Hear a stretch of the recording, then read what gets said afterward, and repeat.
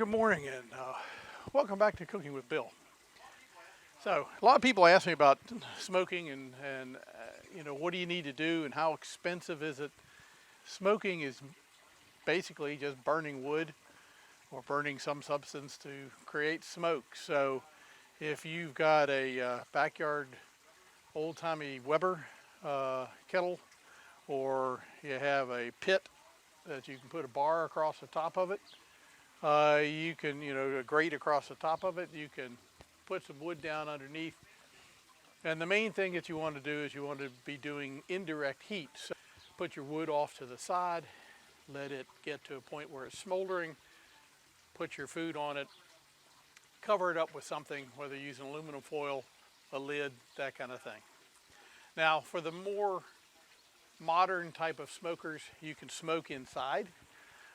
They make chafing dishes.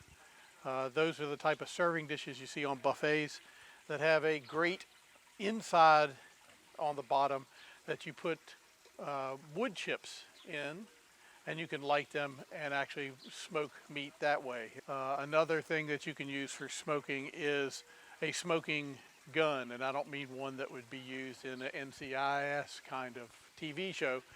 We're looking at a unit that basically has a rubber tube attached to it, and then it has a little place to put some embers, small amount of wood. You can get those started. It's almost like you're making a starter for a fire, but it's just a tiny amount of wood. But with that wood, it actually creates smoke. The smoke goes down the tube, and the tube is actually put into a vessel of some sort, whether it's a bowl or it's a pot, and again covered with some saran wrap or aluminum foil to keep the smoke in, to give a smokiness to whatever you're trying to cook. Or for that matter, if you've ever had a alcoholic beverage that says it's smoky and it didn't come that way from the factory, they've actually added the smoke to the drink so that you'll be able to have that as well. So those are just a few type of things. A couple others that you'll look at in the market. There is a Kamado, and there's also the big green egg. Now these look like giant eggs. Both of them are built pretty much the same, a little bit different in some of the construction. So look at that if you're planning to buy one. They're fairly pricey, just like Traeger and some of the others can be pricey if you get the more elite versions of them.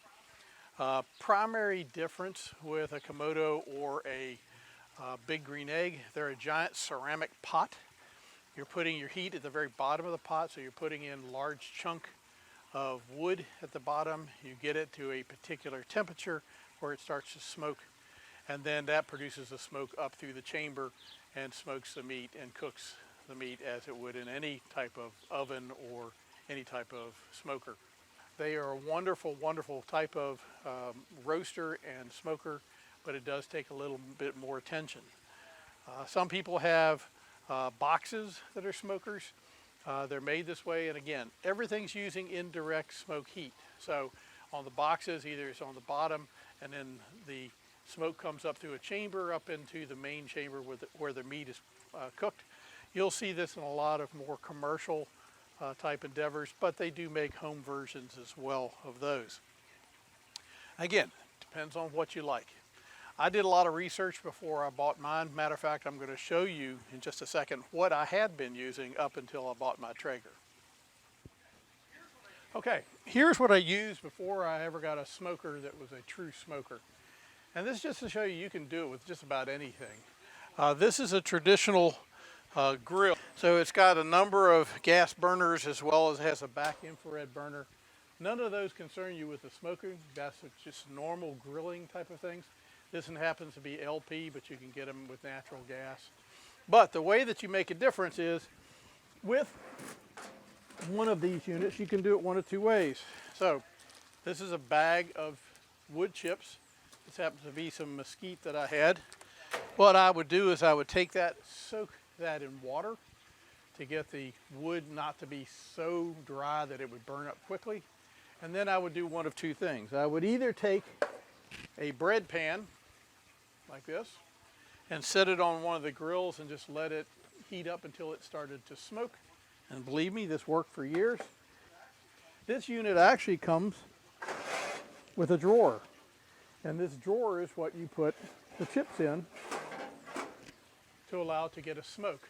Now, the reason I went to the pan is I didn't feel that the little tray that they provided gave me enough time smoking. I had to constantly be monitoring it because it would burn out, and so I would end up having to keep refilling it. Now, everything I've shown you up to now, or talked about up to now, doesn't really have temperature control, and that's one of the things when you smoke that you want to make sure you can provide, so it's a constant temperature, constant smoke. Now that's why I bought the Traeger. Now again, there are a lot of other things out there that'll do a fine job. I happen to like Traeger the best, and it's been doing a wonderful job for me. Okay, this is my Traeger. Now they make these in different sizes. You can get a small, almost apartment size. They're probably about 18 inches across. Could do a nice brisket. Could do maybe a rack of ribs or two. They're not made for doing big parties. Okay, they've got a compartment to do your smoking. So this is just like a grill. As a matter of fact, if you go to the Traeger website, and I'll put a link up here for you to go to, they'll show you recipes that you can do.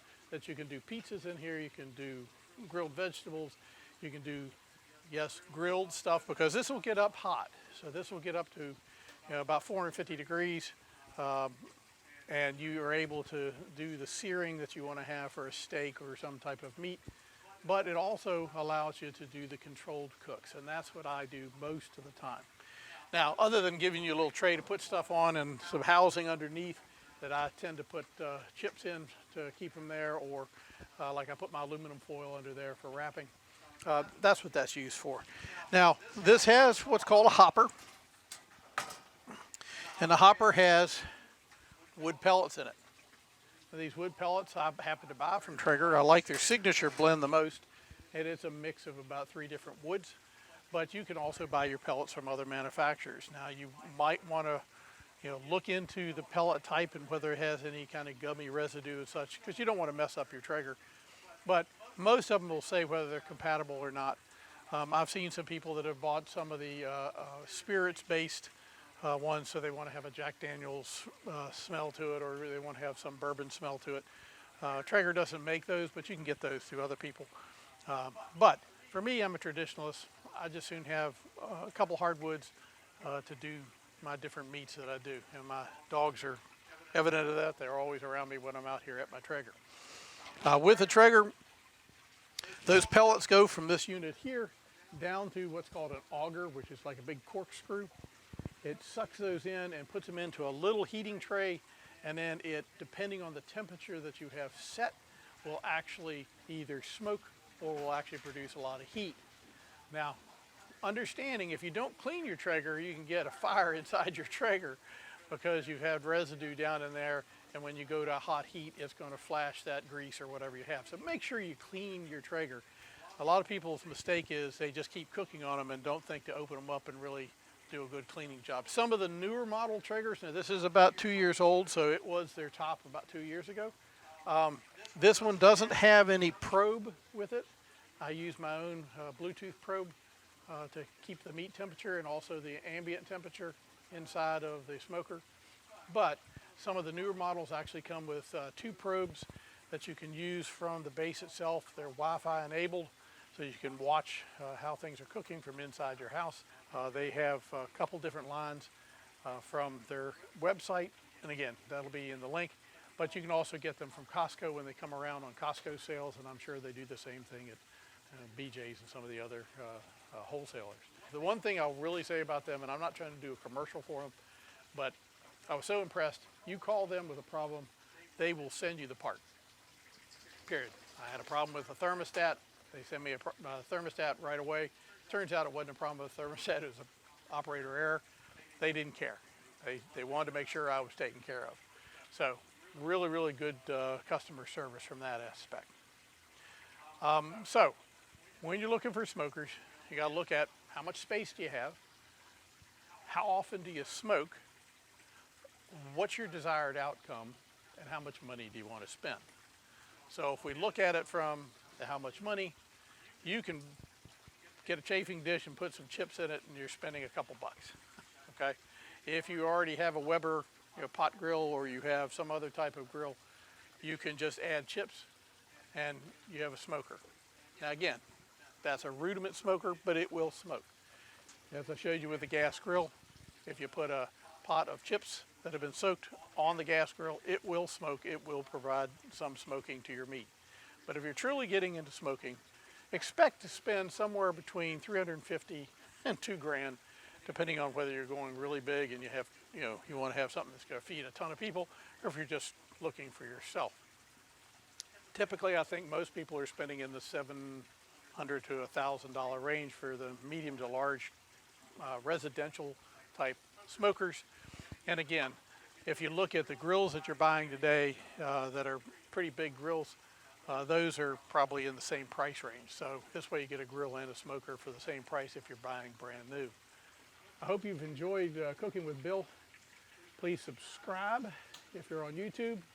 Give me a thumbs up. If you're on Facebook, like me, share me, embrace what is Cooking with Bill.